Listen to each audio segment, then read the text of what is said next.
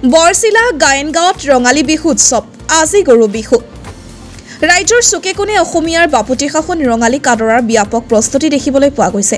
পিছপৰি ৰোৱা নাই বৰছিলাৰ গায়নগাঁৱৰ যুৱকসকলেও। পুৱাই সমচুৱাকৈ গৰু গা ধোৱাৰ পিছত বৰছিলাৰ গায়নগাঁৱৰ যুৱ সমাজৰ উদ্যোগত অনুষ্ঠিত হয় কণী যুঁজ প্ৰতিযোগিতা।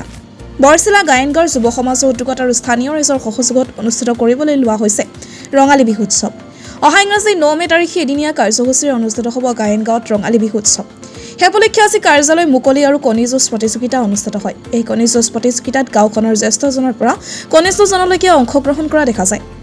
আজিৰ এই কণী যুঁজ প্ৰতিযোগিতাৰ শুভ উদ্বোধন কৰে পৰিৱেশন বিষয়া দিগন্ত গায়ন আৰু স্থানীয় সমাজকৰ্মী পৰাগ গায়নে।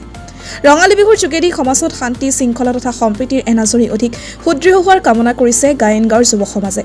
নাজিৰাৰ পৰা হাফিজ আলীৰ ৰিপৰ্ট, ডিজিটেল আছাম লাইভ। নমস্কাৰ। গায়নগাঁও যুৱ সমাজ তথা স্থানীয় ৰাইজৰ তৰফৰ পৰা আপোনালোকৰ চেনেলৰ জৰিয়তে পোনপ্ৰথমে আমি সমূহ ৰাইজক ৰঙালী বিহুৰ শুভেচ্ছা জ্ঞাপন কৰিছোঁ।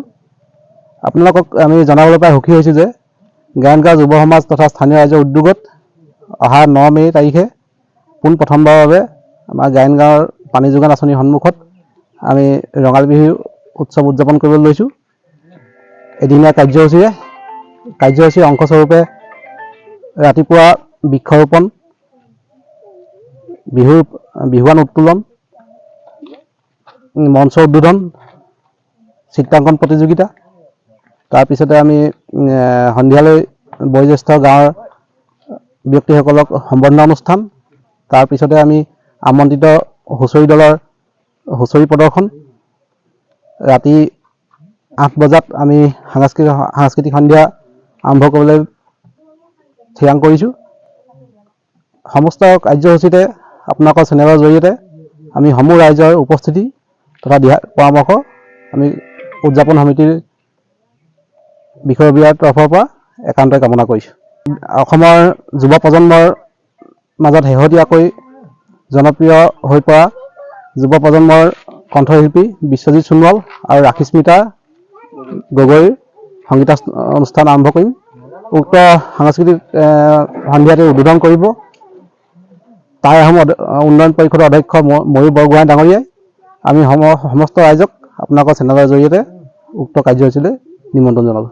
আপোনালোকৰ চেনেলৰ যোগেদি সমগ্ৰ অসমবাসী ৰাইজক এই ৰঙালী বিহুৰ প্ৰাকক্ষণত গৰু বিহুৰ দিনাখন গৰু গা ধুৱাই আহি সমস্ত যুৱকবৃন্দই আহি পেলাই ইয়াতে কণী যুঁজৰ যি প্ৰতিযোগিতা আৰম্ভ কৰিলে, ইয়াত মাতি আনি কণী যুঁজৰ যি শুভ উদ্বোধন কৰিবলৈ আগবঢ়াই দিলে, তাৰ কাৰণে আমি যুৱ সমাজক অশেষ ধন্যবাদ আৰু কৃতজ্ঞতা জ্ঞাপন কৰিছোঁ আৰু সমগ্ৰ অসমবাসী ৰাইজক শুভেচ্ছা জ্ঞাপন কৰিছোঁ। ৰঙালী বিহুৰ এই বাপতি সাহোন ৰঙালী বিহুৰ যোগেদি মানুহৰ মাজত আন্তৰিকতা বাঢ়ি আহক, মৰম স্নেহ অটুট থাকক আৰু গায়নগাঁও প্ৰগতিশীল যুৱ সংঘ আৰু স্থানীয় ৰাইজৰ সহযোগত ইয়াত পাতিবলৈ লোৱা বিহু সন্মিলনখনি সাফল্যমণ্ডিত হৈ উঠক, ইয়াকেই কামনা কৰিছোঁ।